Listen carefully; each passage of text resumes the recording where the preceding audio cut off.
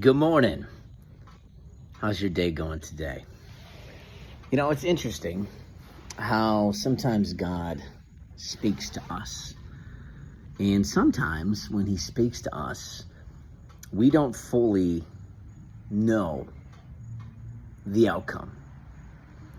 And that at times can be a little unnerving.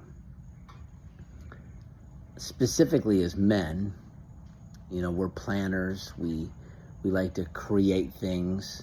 We like to design things. We like to kind of have an expectation of an outcome, especially entrepreneurs. Like we do something to ultimately have an end result. But in God's economy, we don't always get all the details to the end of our story. In fact, that's how God works many times, because he wants to show himself in a great and mighty way. I share all this today that I've been just doing a lot of studying recently in God's Word, and he's been talking about just change in plans. And I don't know what that means for me. It's interesting that I've been reading a lot of things that have that element to that. I was reading through Lamentations just recently, the 3rd chapter, where we get the hymn, "Great is thy faithfulness."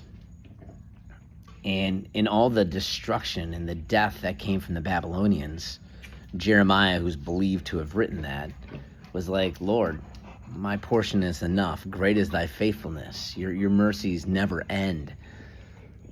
And, as I'm reading through more things today, and just different devotionals and through my Bible study, I was reading through a verse today, just talking about that God obviously will take care of us no matter what the outcome is. A verse that comes to mind is, his ways are not our ways and his thoughts are not our thoughts. I believe that's in Isaiah.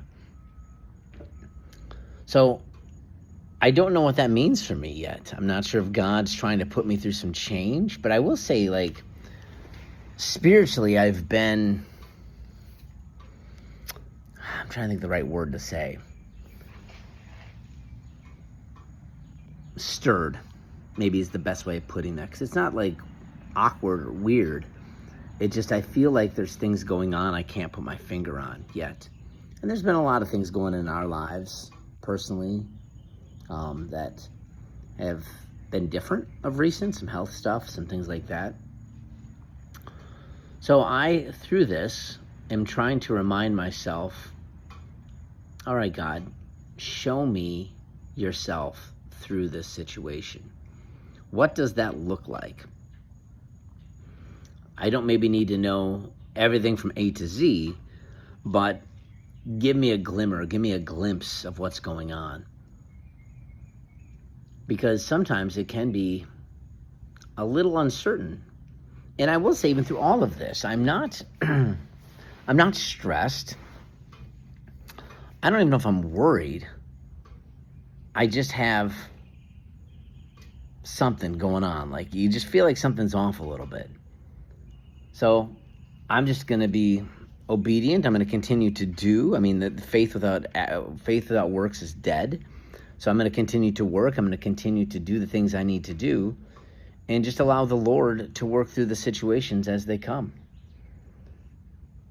So as you are going through your day today, and as you're experiencing some things, maybe it is God's way of redirecting you. Maybe he's preventing something happening in your life because he has something better for you. God will take care of us. The thing in Lamentations that I thought that was interesting is that he was talking about that God gives him his portion, and his portion really meaning, his provision, everything he needs, his food, his clothing, a place to live, or at least a place to sleep back then, because they really didn't have homes per se, specifically after getting their city destroyed. But he says that God's going to give him that. His soul knows that. So to his core, he believes that God will provide for him. And then the last part of that verse is like, and I will wait for him. See, sometimes we believe the first part of that passage, but we don't want to believe the second part of that passage. We want to wait on God. We are in such a society today where we want things now, instantly. Instacart, Amazon. I mean, dang it, you click a button and within minutes it's at your home. We are blessed in this nation of the things we have. But again, God doesn't work that way. He can. And sometimes he does things miraculously, like, holy crap, that's unbelievable how God worked. But God's economy is different. Time is kind of irrelevant to God. He's got a plan, and his plan is always best. So as you go through your day today, think about these things. It's Lamentations chapter 3, verses 22 through 24. If you want to read through that, study, meditate on that. It's been something I've been chewing on for a few days. So, hope that's helpful for you. Wait on the Lord, because whatever is coming next is probably better than whatever you anticipated. Have a good day.